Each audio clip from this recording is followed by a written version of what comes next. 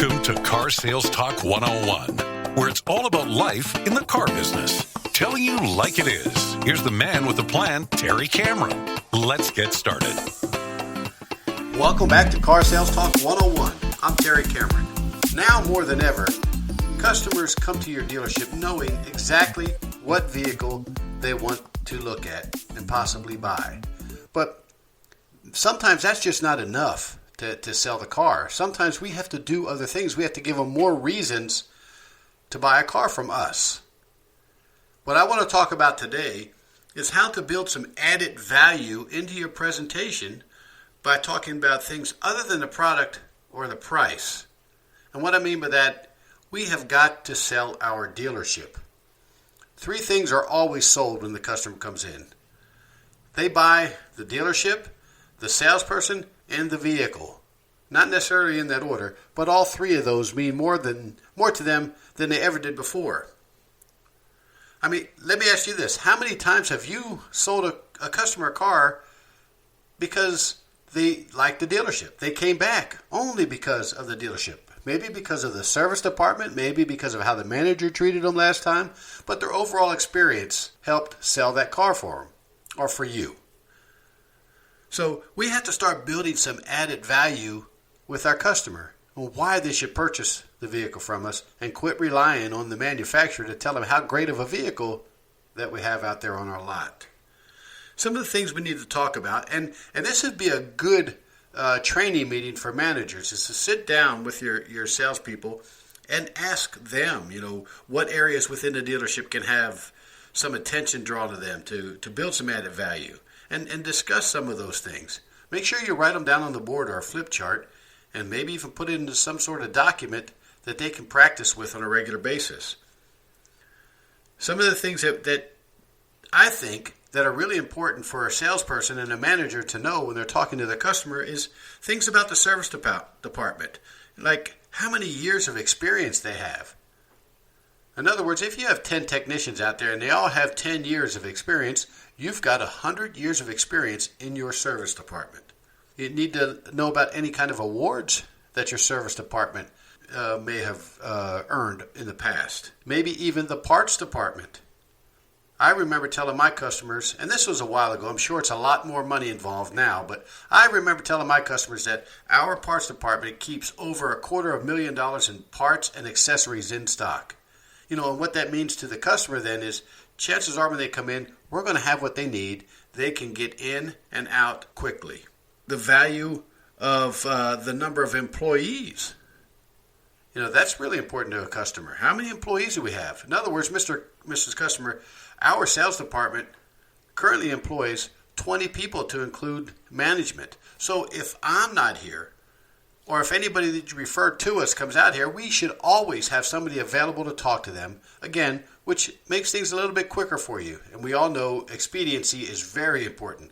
Time spent in the dealership is not the top thing the customer wants to do. If you have a body shop or any kind of rental facilities, let them know about that. I know we have customers on a regular basis come to us for some body work, some minor body work.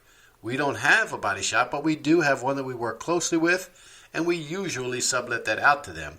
But at least they know where to come if they need that. There should be maybe a wall of fame. All the employees that are at your dealership. I know it's nice to look at a website and see your pictures of all the employees there, but it would look really good if you had that wall of fame somewhere in your dealership for your customers to look at.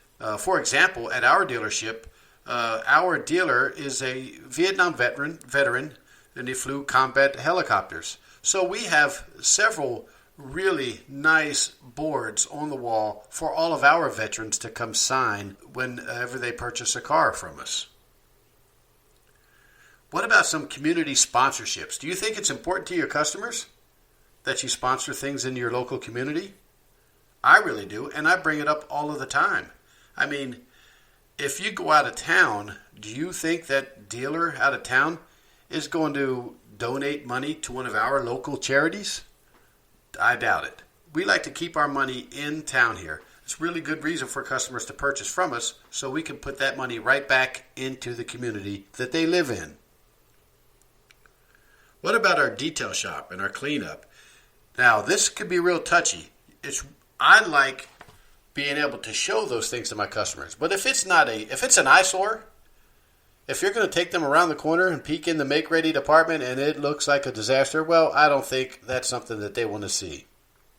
What about any kind of special conveniences? A service shuttle, early bird drop-off, rental facilities. If we have any rental cars and service loaners for our customers that need to leave cars for an extended period of time.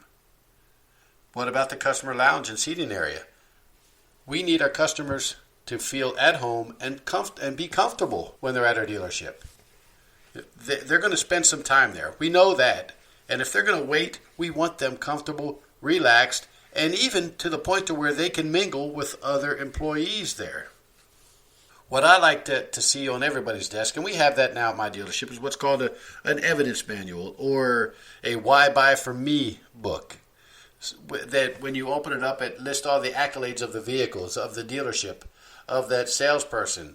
It shows pictures of previous customers. It gives them a reason. It makes you human and normal to them, and they want to do business with people that are like them.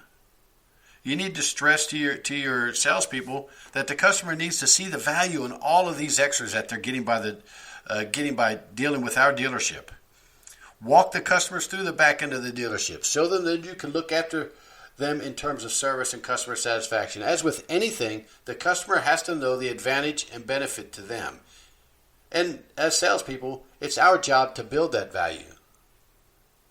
So I want everyone to remember to focus on building value in the back end of the dealership. Ask everyone to try the ideas that you come up with on the board, maybe in a breakout session. You can ask your staff. You can look at yourself. Note any changes in your performance, and you can discuss those in your next meetings.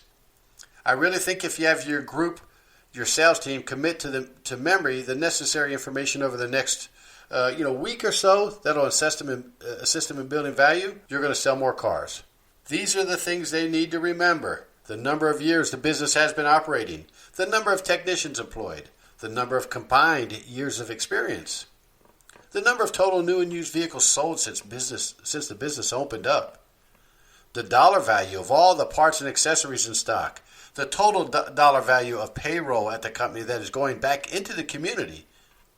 Leave your salespeople with this quote. Successful people do the things that failures won't do. Building value in your dealership is just one more way to ensure you're going to have great customer satisfaction scores, you're going to have great retention, and it's going to be a lot easier to get referrals when your customers feel comfortable doing business and sending their friends to a place they feel comfortable doing business with. This is just another way to help you sell a car. Remember, the sky's the limit. I'll see you next week. Thank you for listening to this week's episode. Please rate it and write a review on Apple Podcast. We appreciate your valuable feedback. You can email Terry at 10minutesalestalk@hot.rr.com. And don't forget to share the show with a friend.